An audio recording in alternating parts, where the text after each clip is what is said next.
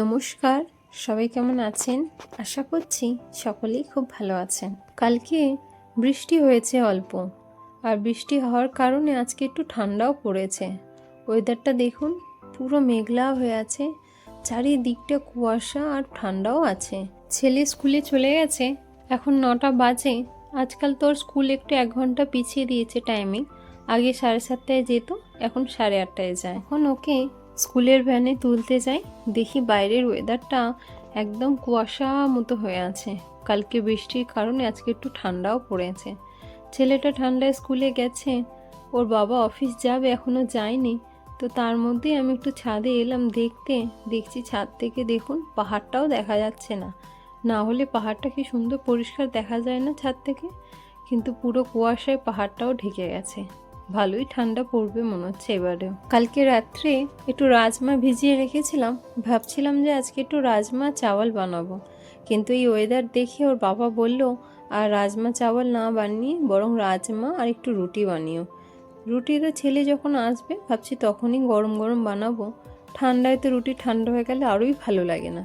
তবে রাজমার তরকারিটা বানিয়ে রাখবো, রুটিটা ওরা যখন আসবে দুপুরে তখন একেবারে গরম গরম বানিয়ে খাওয়া হবে। রাজস্থানে ঠান্ডাটা তো একটু বেশিই পড়ে, তাই প্রায় দিন শীতকালে আমরা দুপুরে ভাত না বানিয়ে রুটি বা পরোটাই বানাই, কারণ এখানে ঠান্ডার কারণে যদি ভাত খাই তাহলে আরও বেশি ঠান্ডা লাগবে।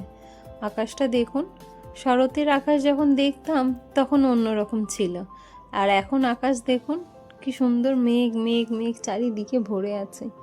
এখনের আকাশ আবার অন্যরকম। প্রত্যেক সিজনের আকাশই আলাদা দেখতে লাগে। চলুন, অনেকক্ষণ হলো উপরে এসেছি, ওর বাবা মনে হয় বেরিয়ে যাবে, তারপর আমি কিছু ঘরের কাজ করে একটু রান্না করে রাখবো। কালকে বৃষ্টির কারণে ওর বাবা মার্কেটও যাওয়া হয়নি, আর মার্কেট থেকে কিছু সবজিপাতিও আনা হয়নি। সেই জন্যই ভাবছি আজকে রাজমা করব। আর রাজমা তো ভালোই হেলদি খাবার। দেখুন দূরে গাছে একটা টিয়া পাখি বসে আছে, টিয়া পাখির রঙটাও যেমন গ্রিন, তেমন গাছের পাতার রঙটাও দেখুন সবুজ, দুটোই মিশে গেছে, বোঝাও যাচ্ছে না। তবে টিয়া পাখি তো খুব চালাক হয়, একটু আওয়াজ পেলেই দেখুন উড়ে চলে যাবে, একটু ওরা শব্দ বুঝতে পারলেই উড়ে যায়। এই দেখুন পালিয়ে গেল, দেখলেন? চলুন তাহলে নিচে যাই, গিয়ে রান্না শুরু করি। রান্না করতে করতে আপনাদের সাথে একটা জিনিস শেয়ার করি। রুটি খাবার এই অভ্যেস আমার আগে ছিল না। আগে আমার ভাত খাওয়ারই অভ্যেস ছিল।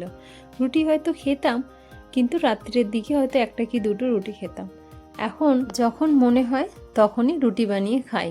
দুপুরের খাবারের সাথেও যদি মনে হয় রুটি খাই, আবার রাত্রির ডিনারেও মনে হলে রুটি খাই।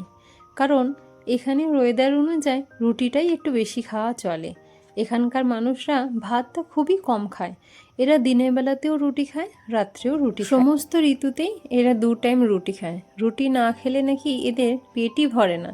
যেমন আমাদের ভাত না খেলে মনে হয় যেন কিছু খাওয়া অসম্পূর্ণ থেকে গেছে, সেরকম এদের রুটি না খেলে মনে হয় যেন কিছু খাবার অসম্পূর্ণ থেকে গেছে। ভাত হয়তো এরা করে খায়, তবে জিরা রাইস বা অন্যরকম শুকনো রাইস, যেগুলো হালকা শুকনো তরকারির সাথেই এরা খেয়ে নেয়, কিন্তু খুবই কম। সেটা খাওয়ার পরও ওদের মনে হয় যে রুটি হলে ভালো হতো।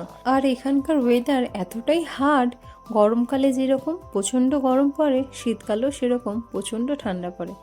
দেখুন কালকে বৃষ্টির কারণে ওর বাবা বাজারে যায়নি, টমেটোমটাও বাড়ন্ত হয়ে গেছে, সেই জন্য একটু টমেটোম সস দিয়েই বানাচ্ছি, ভালোই হবে খেতে। ওয়েদার এত হার্ড হওয়ার কারণে রুটি খেলে তাহলে পেটটা একটু অনেকক্ষণ ভার থাকে, আর যদি ভাত খাওয়া হয় তাহলে নাকি ভাতটা তাড়াতাড়ি হজম হয়ে যায় আর খিদে পেয়ে যায়। সেই জন্যই এরা একটু রুটিটাই পছন্দ করে। আর এখানকার কালচার অনুযায়ী পুরনো দিন থেকেই এটা চলে আসছে যে রুটি খাওয়ার কালচার এদের। পরিস্থিতির সাথে সাথে আমাদেরও পরিবর্তন হয়েছে, আমরাও শিখে গেছি এখানে রুটি খেতে।